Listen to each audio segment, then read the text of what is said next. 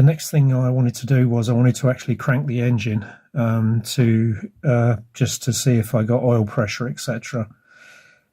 Now, the oil pressure gauge that I installed, it showed nothing when I was cranking the engine. In fact, it didn't even zero the way it has now. And the reason for that is because the earth just here,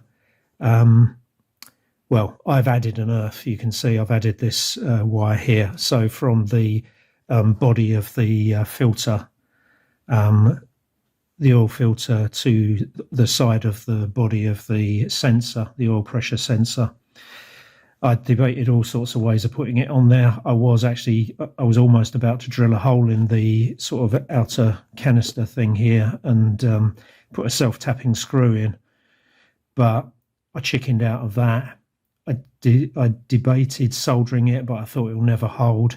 And so in the end, I went for a Jubilee clip, clamping as a clamp onto the body. And that has fixed the problem. So I can see, you know, the gauge now moves. Cranking, and admittedly my battery is not good, so it's cranking quite slowly. I'm seeing about 20 psi of oil pressure.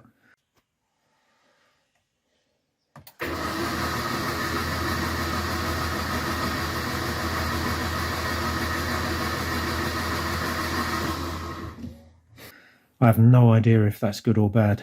For a long time I didn't have any, and there's obviously a lot of air in the system that had to work its way through. But now I am seeing 20 psi. I need to find out if that's about right, because I don't really want to try and start it if I've got inadequate oil pressure. Although, to be fair, there are no leaks, so if I have got poor oil pressure, I don't know where the pressure's going. And obviously the oil pump's working, otherwise I'd have no pressure at all. So it's not like the chains come off the oil pump or something. It can't be that.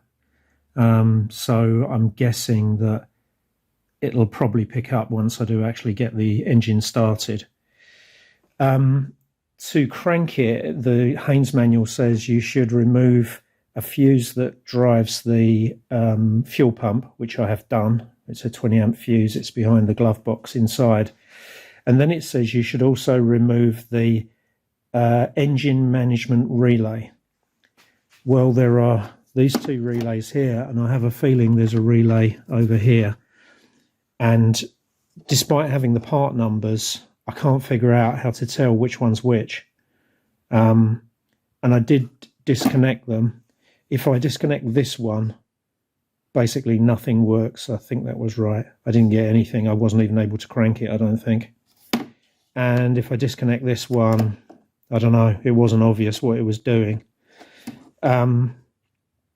Obviously there's no fuel going into the injector rail, fuel rail here, because I've removed the fuse for the fuel pump. So there's no fuel in there. I haven't got any plugs in it, and the coils are disconnected.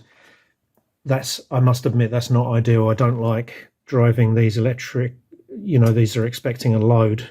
It's not great driving them with, you know, starting them and energizing them with no load. But I think I've got to the point where next thing is to put the plugs in it and actually try and start it, which I can't do until I've put the exhaust system on it. I'm not starting it in, certainly in this garage, or upset the neighbours by starting it with no exhaust system on it. So my next job is to put the prop shaft on and the exhaust system, and then I'll be able to actually try and start it.